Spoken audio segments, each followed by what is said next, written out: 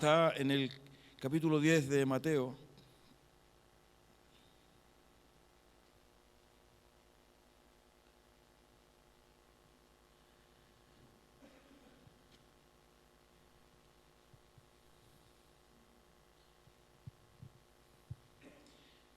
Y vamos a leer del versículo 34 al versículo 39 de este capítulo 10 de Mateo.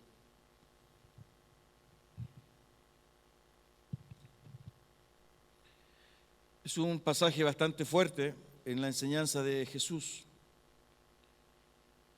Lo vamos a leer.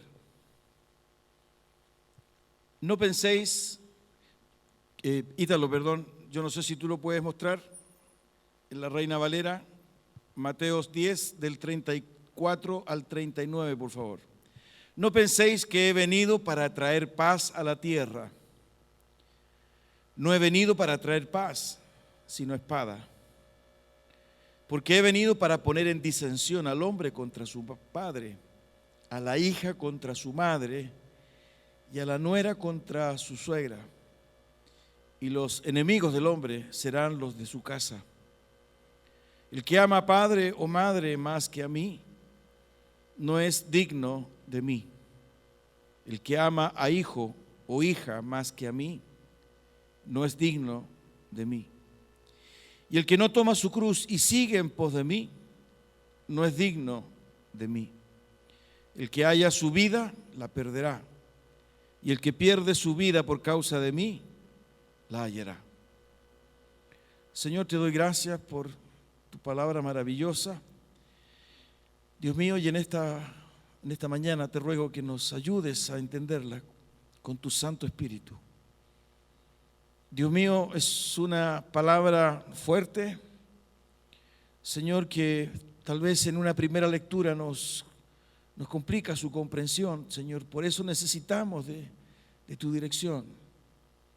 Padre mío, glorifícate, Señor, en esta mañana en medio nuestro. Dios mío, necesitamos ser modelados, ser corregidos, ser transformados por esta palabra. Tú sabes que hay muchas cosas que nos distraen y tal vez en este preciso momento, Señor, nuestra mente divaga, nuestra mente se distrae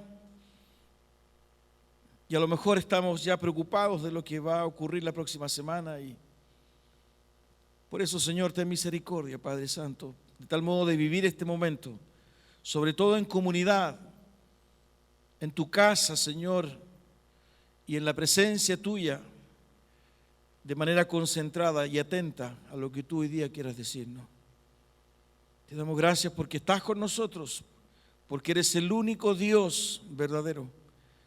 Y te damos gracias, Señor, porque te revelaste a nuestra vida. Pero ahora, Señor, en el nombre de Jesús, ten misericordia de nosotros y ayúdanos, Señor amado, en esta aproximación a esta tu bendita palabra, que tú, Señor, decidiste que quedase revelada hasta nuestro tiempo. Gracias, Señor. Oramos en el nombre de Jesús. Amén. Queridos, de un tiempo a esta parte, me imagino que los que estamos acá, de una forma u otra, podemos coincidir en que lo que sucede en torno a nosotros, ¿verdad?, hace cada vez más desafiante vivir el Evangelio. Y pareciera, ¿verdad?, que este Evangelio se diluye hoy día en medio de nuestra sociedad. Además de lo que les dije hace un momento, no sé si usted sabe, pero esta semana también se votó en una comisión del Congreso, no recuerdo bien cuál es la comisión, pero aprobó legislar sobre el aborto por causa de violación. Y pasa a una segunda instancia, a otra comisión, que no sé si es efectivamente fue la Comisión de Salud de la Cámara, la que esta semana despachó, ¿verdad?, el acuerdo de legislar sobre la despenalización del aborto por razones de violación. Y pasa al otro trámite, ¿verdad?, que tiene que ver, que es la comisión, me parece, esa es la que no recuerdo, la segunda comisión, para nuevamente su discusión. Hace algunas 2 o 3 semanas atrás también se aprobó, no recuerdo si fue una comisión, pero se aprobó, incluso yo lo mandé, me parece que lo mandé a varios, se acordó, ¿verdad?, seguir legislando. Ya se habían aprobado 3 artículos de un proyecto de ley que permite que los niños de 5 años decidan su sexo, ¿no? A la edad de 5 años el niño ya estaría, porque no se ha aprobado, se está discutiendo, estaría en condiciones de optar por su sexo. Les comparto esto, queridos, porque hoy día somos testigos y observadores, incluso protagonistas, porque de alguna forma se nos obliga también a cumplir este tipo de ley, de una crisis, ¿verdad?, de valores, una crisis valórica que hay en torno a nuestras vidas, a la familia, al matrimonio, a estas concepciones, y se ha instalado, ¿verdad?, en definitiva, un concepto vanguardista, un concepto modernista o posmodernista, ¿verdad?, que de alguna forma vincula estos cambios éticos y morales con desarrollo, con avance, ¿verdad? Y precisamente a aquellos que no opinan ni piensan de esa manera, se les sitúa dentro del concepto ¿cuánto se llama?, de retrógrados, de conservadores, etcétera, etcétera, etcétera. Lo concreto es, ¿verdad?, que de alguna forma u otra, los que estamos viviendo en esta generación se nos presentan todos los días desafíos que tienen que ver con el vivir el Evangelio, ¿no?, con nuestras convicciones. Y yo estoy hablando, ¿verdad?, de situaciones más bien sistémicas que tienen que ver con legislación, ¿no?, que tienen que ver básicamente con una normativa jurídica que evidentemente debe ser observada, respetada por todos los ciudadanos de la República, por decirlo de alguna forma.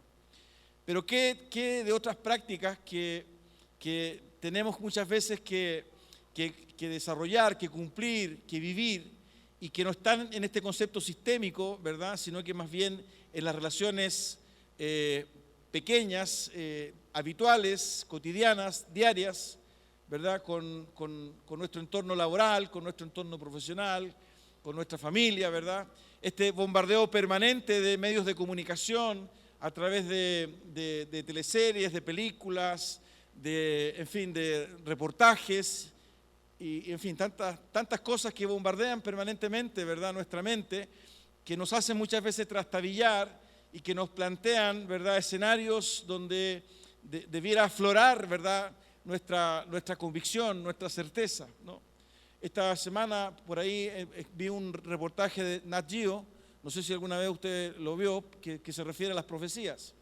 Y se plantea, ¿verdad?, en varios escenarios, analizan a los testigos de Jehová, analizan una corriente pentecostal, ¿verdad?, de cómo cada una de estas agrupaciones tiene profecías para los últimos tiempos. Y dentro, ¿verdad?, del reportaje, por ejemplo, presentaron un grupo que hoy día existe en Argentina, en Córdoba. Es un grupo, ¿verdad?, donde el líder, junto a su esposa, ellos señalan que tienen el espíritu de Pedro, él el espíritu de Pedro y ella el espíritu de María Magdalena. Y tienen un grupo de 12, 11 hombres que tienen el espíritu de los discípulos, ¿no? Y ellos enseñan eso, ¿verdad? Y la gente les cree. Hay otro en México, ¿verdad?, que se autoproclamó, ¿verdad?, el Jesucristo. O sea, Jesús ya está en la tierra. Y es un mexicano, ¿verdad?, que tiene un grupo y el número símbolo de ese grupo es el 666, ¿no? Para ellos es el número de Dios, ¿no? Y todos los seguidores, y muestran el reportaje, entrevistan, se tatúan, ¿verdad?, el número 666. Lo que quiero decir, queridos, hoy día es que la flora y fauna humana da para todo, ¿no? Y tenemos esta realidad del sincretismo, ¿no?, que es una mezcla, una fusión del evangelio, del cristianismo, con convicciones y credos paganos, ¿no?, y con interpretaciones personales, subjetivas, etcétera, ¿no? Y en eso se desenvuelve nuestra vida. Muchas cosas se están impregnando estos medios de comunicación, ¿verdad? Y ustedes ven hoy día, por ejemplo, que los líderes de opinión, los que tienen acceso a cámaras, ¿verdad?, y a micrófonos, cuando hay algún suceso triste, ellos envían energía, ¿no es cierto? Démosles todo. ¿Han escuchado ustedes eso, no? Cuando están de alguna forma abogando por aquellos que sufren, entonces ellos, como están ahí en el panel, ellos envían energía, ¿no? Energía positiva para que las personas no sufran. Es decir, hay una mezcla de convicciones, certezas, ¿verdad?, para todos los gustos. Pero cuando encontramos y leemos esa enseñanza de Jesús en nuestras vidas, necesariamente nos lleva a repensar nuestro evangelio. Porque Jesús está hablando en primera persona. Yo he venido. Por consiguiente, esa sola declaración ya nos debiera remecer, ¿no? ¿A qué se refiere? Yo he venido. Y lo dice con autoridad. Yo he venido.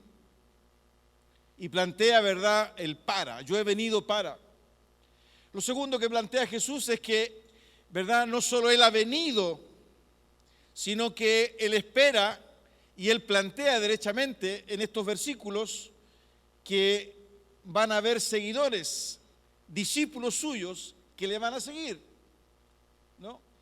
Es más, si usted revisa los versículos previos, aquí en el capítulo 10, échale una miradita a la Biblia, por favor. Usted se va a dar cuenta de que Él comienza en el capítulo 10 precisamente abordando a sus discípulos, ¿no? En el versículo 1 encontramos, por ejemplo, dos elementos. Él encomienda a sus discípulos, ¿verdad?, determinadas obras, ¿no? Les da autoridad sobre los espíritus inmundos, ¿verdad?, para que liberen. Le da autoridad para sanar toda enfermedad, toda dolencia, ¿verdad? Se plantea de manera indirecta que Él los ha elegido, llamando a sus 12 discípulos, y les da autoridad. Después, si usted sigue más adelante, del versículo 5 en adelante, se va a dar cuenta que le da instrucciones, y les dio instrucciones. En definitiva, ¿verdad?, Jesús provee desde el versículo 9 en adelante al versículo 15, si usted se fija, cuáles iban a ser esas condiciones en las cuales ellos debían desarrollar esas tareas. Por ejemplo, no os proveáis de oro, ni plata, ni cobre en vuestros cintos, estoy leyendo Mateo 19, ni de alforja para el camino, etcétera, ¿no? Él les da instrucciones de cómo debían cumplir esas funciones.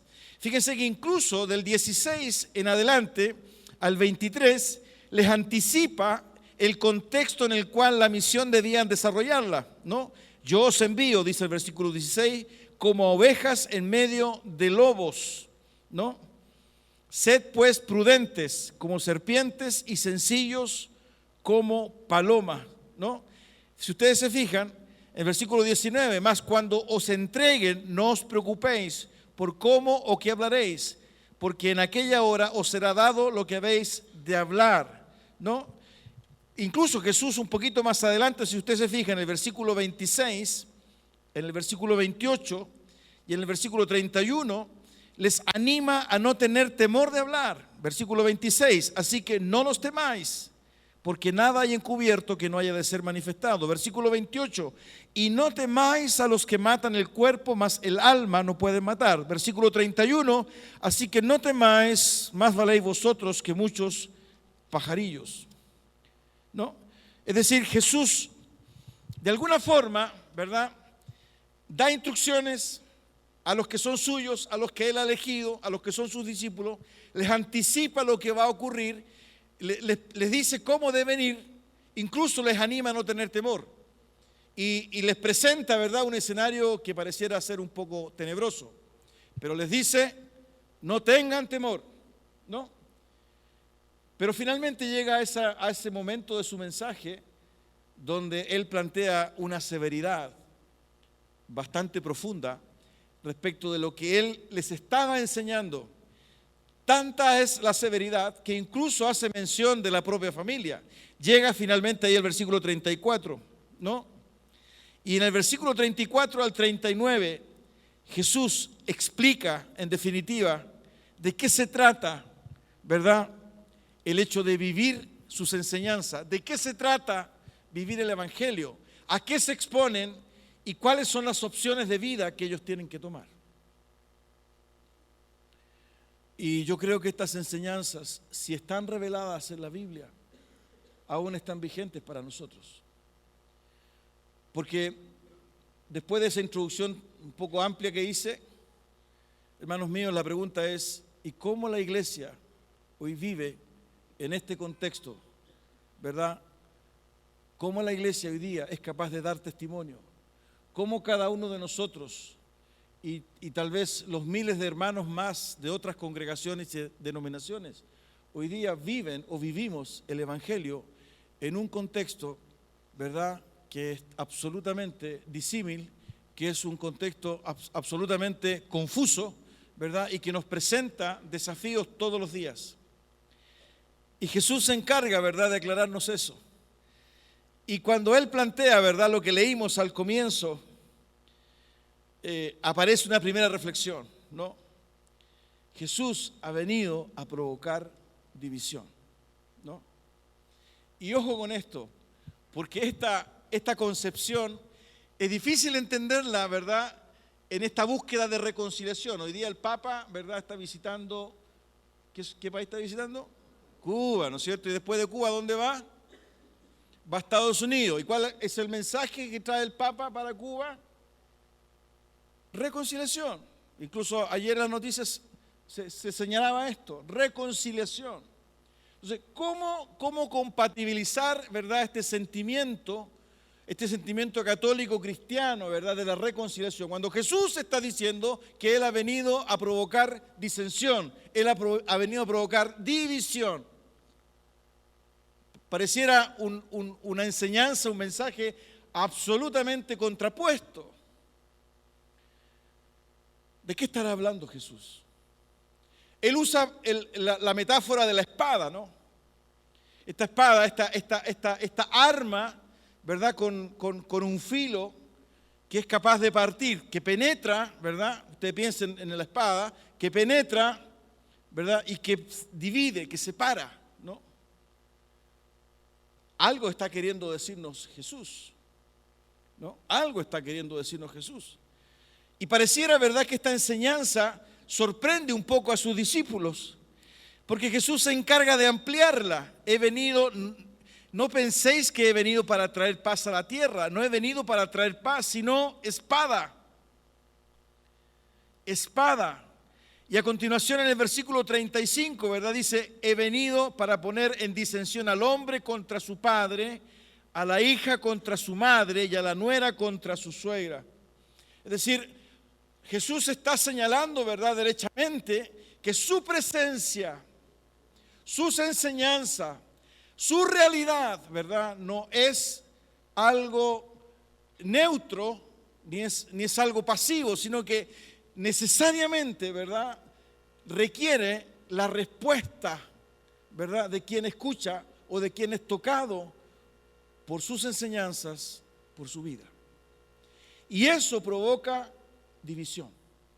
Eso provoca una separación. Es decir, no solo se produce una separación y una división, ¿verdad?, en el entorno, por cuanto estas enseñanzas de Jesús, ¿verdad?, plantean un desafío mayor, sino que incluso, ¿verdad?, es interesante porque este efecto de la espada provoca en el mismo discípulo, ¿verdad?, un antes y un después. Es decir, las enseñanzas y la realidad de Jesús obran desde el corazón mismo, desde la vida misma del discípulo, que ya no puede seguir viviendo, que ya no puede seguir opinando, que ya no puede seguir pensando, que ya no puede seguir hablando como habitualmente lo hacía. Se produjo, ¿verdad?, un corte profundo y hay un antes y hay un después. Y esa figura, esa metáfora, ¿verdad?, no solo alcanza la vida del discípulo, sino que también alcanza su entorno. Y el entorno que plantea Jesús, y aquí vamos a conversar unas 3 o 4 reflexiones, ¿verdad? El entorno que Jesús ubica, ¿verdad?, como primer contexto donde se comienza a vivir este antes y este después, en la familia. Se provoca una tensión. Es decir, este discípulo, la vida de este discípulo sufre una tensión, sufre un conflicto, sufre una tensión por cuanto ya no es lo mismo. Algo ha cambiado, más que algo, profundamente algo ha cambiado, ¿no? Fíjense que al mencionar Jesús la realidad de la familia, no es que Él tenga como propósito que la familia se divida. Lo que Él plantea, ¿verdad?, es que esta separación, este quiebre, esta tensión, ¿verdad?, se produce en la mayor intimidad, incluso en medio de los nuestros, en que somos de alguna forma impulsados a vivir las enseñanzas de Jesús. Y lo primero, ¿verdad?, que quiero decir con ustedes es que este llamado de Jesús, ¿verdad?, este conflicto que Él plantea se desarrolla precisamente en el quehacer diario, en lo cotidiano, en medio de nuestras relaciones habituales de cada día. Esta tensión que se produce, ¿verdad?, en el conocimiento de Él, en el seguir sus enseñanzas, no se produce los fines de semana en la iglesia, no se produce en las actividades especiales como los retiros, no se produce, ¿verdad?, en los campamentos, no se produce en los encuentros matrimoniales o cuando estamos ensayando, ¿verdad?, o hay un culto de acción de gracias. Se produce en el día a día y en lo cotidiano de nuestra vida. El solo hecho de mencionar la familia, de alguna forma Jesús está mostrando, ¿verdad?, que esta crisis, esta tensión en seguirle a Él, se provoca cada día durante todo el día, en medio de lo que habitualmente hacemos. Aquí, ¿verdad?, de alguna forma coincidimos en nuestra alabanza y en nuestra adoración.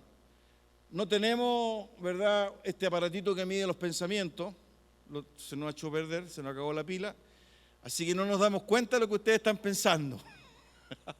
Pero al parecer todos estamos cantando y todos estamos orando, ¿verdad? Y uno que otro levanta la mano, en fin.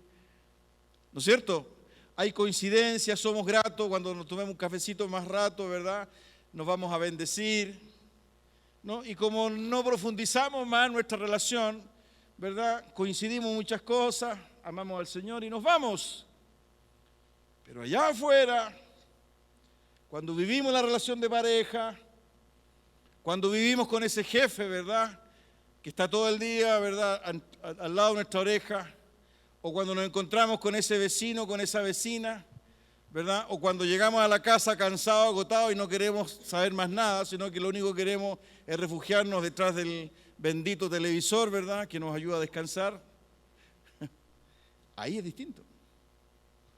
Jesús está señalando un contexto, ¿verdad?, que nos es muchas veces complicado y confuso, que son nuestras relaciones diarias habituales. Ahí donde precisamente surge la tensión, donde nos conocen nuestros hijos, donde nos conocen nuestros familiares, nuestros vecinos, donde nos conocen nuestros compañeros de trabajo.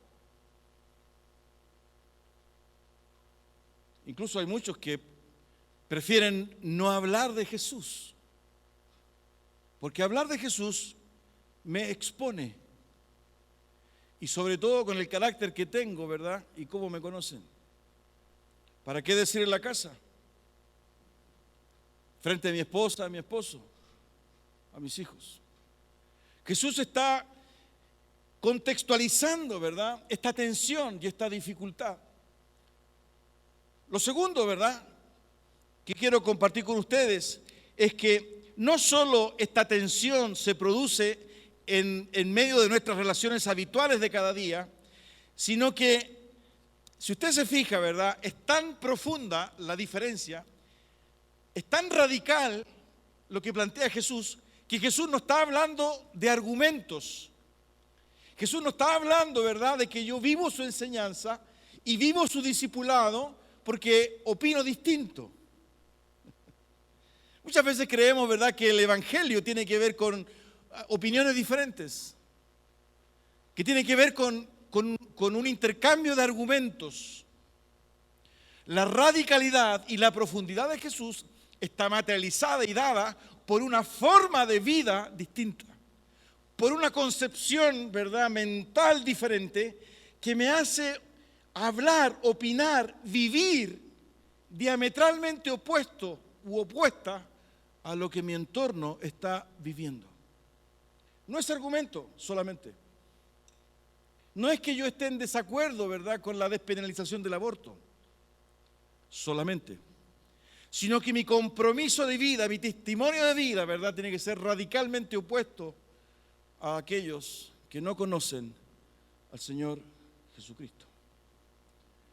Entonces ya no es, ¿verdad?, que el discípulo de Él o la discípula de Él manifieste una diferencia, ¿verdad?, comiéndose un choripán, tomándose una chelita, ¿verdad?, en un asado de amigos. Oye, ¿qué opinas tú de la despenalización del aborto? Mira, tú sabes que yo soy cristiano, ¿no es cierto? Bueno, como cristiano, entonces yo creo que muchas veces creemos que vivir el Evangelio, ¿verdad?, es tener una opinión distinta. Jesús está hablando, y por eso que Él habla de morir. Tome su cruz, muera a sí mismo, tome su cruz y sígame. No está hablando de que tenemos que tener un fundamento, un argumento verbal, racional, intelectual. Porque no es el Evangelio, ¿verdad? No es un choque de ideas. Romanos capítulo 1, ¿verdad? Cuando Pablo habla de qué es lo que es el Evangelio, me parece que el versículo 16 dice que el Evangelio es poder de Dios para salvación de los que creen. Entonces, muchas veces, ¿verdad?, nuestra diferencia la hemos construido en torno a opiniones y argumentos, pero nuestro carácter no ha cambiado. Nuestras adicciones no han sido sanadas. Nuestra relación de pareja sigue siendo tormentosa. No somos humildes y no vivimos en santidad, porque hay cosas en nosotros, ¿verdad?, que aún dominan nuestra voluntad. No es argumento, es muerte. Niéguese a sí mismo, tome su cruz y sígame. Niéguese. Lo tercero que plantea Jesús, queridos, es que precisamente esta tensión, ¿verdad?, que no está referida a la mera diferencia de opiniones, exige amarle profundamente. Versículo 37. El que ama a padre o madre más que a mí, no es digno de mí. Se centra en Jesucristo y en el amor irrestricto, incondicional por Jesucristo. Es decir, la esencia, lo fundacional, el origen, ¿verdad?, de estas convicciones y de esta experiencia de vida, que no es el mero argumento, se sustenta y descansa en amor por Jesucristo. Y fíjense que esa es una enseñanza que encontramos en otras reflexiones, ¿no? En capítulo 12 de Hebreos, el autor de Hebreos dice, ¿verdad?, que tenemos que correr, puesto que tenemos, ¿verdad?, en derredor una nube de testigos, ¿no es cierto? Versículo 1. Tenemos que correr con paciencia, con perseverancia esta carrera. Eso dice el versículo 1, Hebreos 12:1. Ítalo, ¿lo puedes mostrar, por favor? Y el versículo 2 dice, puestos los ojos en Jesús. ¿Y qué más dice? El autor y consumador de la fe. Esa expresión, autor y consumador, gracias Ítalo. Por tanto, nosotros también, teniendo en derredor nuestro una tan grande nube de testigos, dejando todo el peso del pecado que nos rodea, corramos con paciencia la carrera que nos es propuesta. Corramos con paciencia la carrera que nos es propuesta, es vivamos la vida, perseveremos, no nos desanimemos, seamos pacientes en vivir esta experiencia del Evangelio. ¿Y qué dice después? Puestos los ojos en el autor y consumador de la fe, en Jesús. Es decir, el origen y la esencia de esta vida nueva que como discípulos estamos llamados a llevar, a vivir, es mucho más profunda, ¿verdad?, que una mera opinión. Compromete, ¿verdad?, nuestro corazón y nuestros sentimientos, porque nos obliga no solo a poner los ojos, ¿verdad?, en Jesús, quien es el que inicia y perfecciona la fe, sino que Jesús mismo dice, tienen que amarme más a mí que a sus relaciones, significativas más importantes. ¿Cuál es tu relación significativa más importante? ¿A quién amas más tú hoy día? Generalmente decimos a nuestros hijos, los que no tienen hijos, a la esposa, al esposo. ¿A quién amas más? Hermanos míos, a veces quisiera tener más vocabulario para poder expresar estas cosas. Y le pido al Espíritu Santo que nos ayude a entenderlo. Porque entender la profundidad de esta enseñanza de Jesús, ¿qué significa amarle a Él por sobre todas las cosas?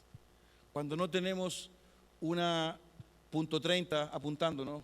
Ni cuando tenemos una granada, ¿verdad?, que nos van a tirar. ¿Y por qué digo esto? Porque hay otros países en que son perseguidos los cristianos y que precisamente son llevados a límites como este, ¿verdad? Que si no confiesan, o más bien dicho, cuando se confiesan, son asesinados, o son torturados, o son encarcelados. Hoy día existe esa realidad en otros países. Existe esa realidad, ¿verdad?, en países africanos, donde aparece, ¿verdad?, este totalitarismo religioso, incluso político en algunos casos, como Corea del Norte. Y donde los cristianos y cristianas son llevados a extremos. Para nosotros leer este versículo un día domingo, ¿verdad?,